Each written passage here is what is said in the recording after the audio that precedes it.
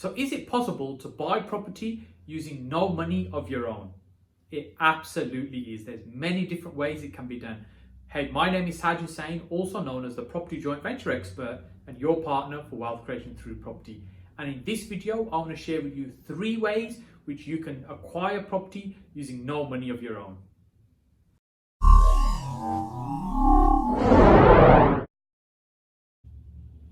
There are actually many different ways that you can purchase property in the UK using no money of your own. As I said, in this video, I want to focus on 3 ways that you can do that. There are also a number of ways which are illegal that people are using, which are fraudulent. I'm not going to go into the details of how people are doing those, and I'd suggest stay clear of those if you want to stay out of prison and enjoy your property portfolio, right? So I'm going to talk about 3 ways which you can acquire property using no money of your own. So the first one is using property joint ventures. And this is the strategy that I use to create a multi-million-pound portfolio starting from nothing. So 14 years nearly I've been in this business right now, and I started with no money and no experience. The thing I got very good at was finding deals that I could source and sell on to other people. So essentially I was sourcing very good quality deals, charging a fee to sell those deals on. Then I remember at one point I came across a deal where a seller was getting repossessed on that property, and I was really struggling to get the deal to work for a buyer who'd purchased a number of properties from me before to buy this particular property. And we were trying to find a way where it would work for the buyer. The buyer was a little bit, let's say that he lacked confidence in the numbers to say that it's going to rent for the numbers that I said it was going to rent. The seller was struggling because he's getting closer and closer to the date that he was going to get repossessed. And I was thinking, look, if the buyer doesn't buy this deal, the property investor, the seller's going to be homeless, he's going to lose his house, the investor's going to lose out on a good deal, and I'm going to earn zilch out of it because I've spent months trying to get this deal to work. In the end, what I said to the investor was, look, hey, you purchase this deal, don't pay me any fees, you acquire the deal, I'll get it all set up and I'll get it working for you to produce the numbers that I said it's going to do, i.e. the rental income that we'll achieve. And if that works, we'll share the profit each month. So that was my stumbling into joint ventures. I'd partnered with somebody on a deal without even actually realizing what I was doing. And over time, I started doing more of those kind of deals. The reality is the first deal didn't really make very much money, but it did make some money. But it really opened my mind into, rather than just selling property, how to acquire property without using any money of my own. So ultimately, in the last 14 years, I've really got very good at using my time, my skill, my experience to find fantastic deals and then partner with people who've got the funds so we can share the profit. And this is where you can do the same thing. Now, why is somebody going to invest in a deal with you? Why are they going to put all the money into the deal and actually give you maybe half of the deal out of it? So this is where you've got to bring value to the transaction. And the value you're bringing is the ability to find deals, to negotiate the deals, to oversee their purchase, to maybe add value to the transaction, the ongoing sale, for example, or maybe even the management. Say, for instance, if it's a HMO or it's service accommodation. So it's all about value, how much value you bring.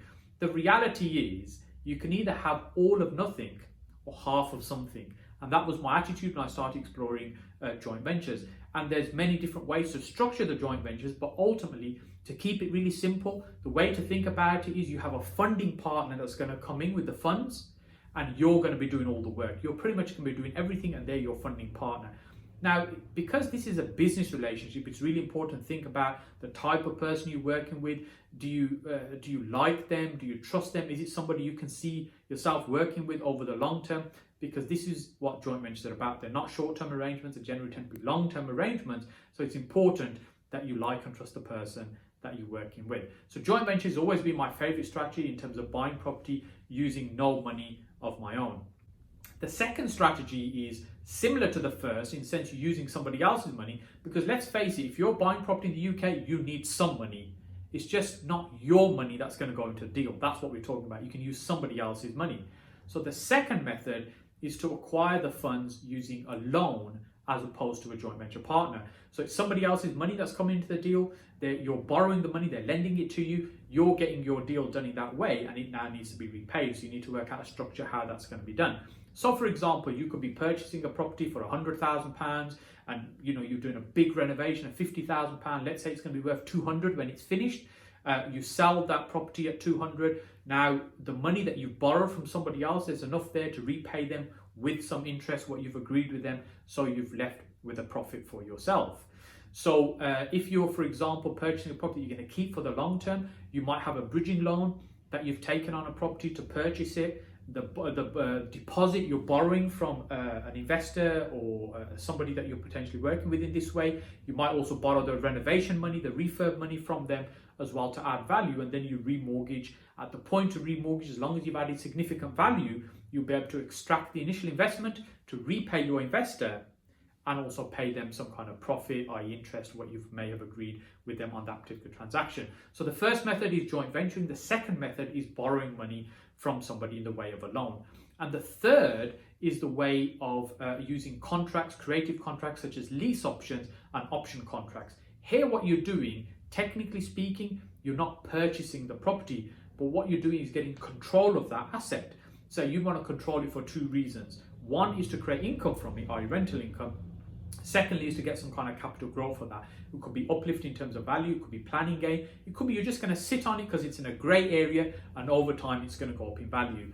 But the lease option contract, essentially what it does, it gives you the right to be able to purchase the property. You lock in a figure right now to purchase that property at some point in the future at a set price, but you're not obligated to purchase it.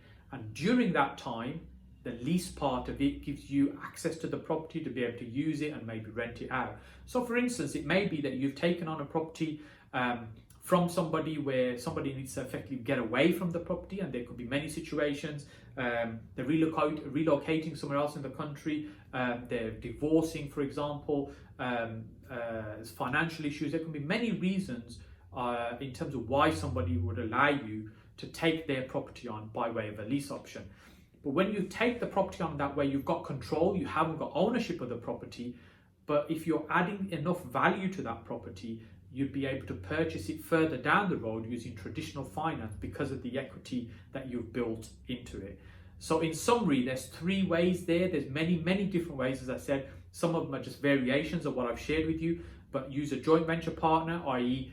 they provide the funds, you do all the work. You borrow the money from somebody, they become a lender, they lend you the money that you need for the project. So for you to do, again, all the work. On a lease option, you get control of the property, not necessarily ownership at this stage, but you lock in the potential growth that you're going to acquire in that property over time. So look, I hope you found this really useful. Let me know your thoughts, put comments, questions below. If you've done any of these type of deals, or if you think there's any other ways that you can also purchase property in the UK using no money of your own, let me know your thoughts. I'd love to hear that. And then if you haven't already subscribed to this channel, I really encourage you to do that. Hit the subscribe button. Make sure you hit that bell as well so you're notified when these videos are available, so you're not missing out on any of these. And I look forward to seeing you on the next video.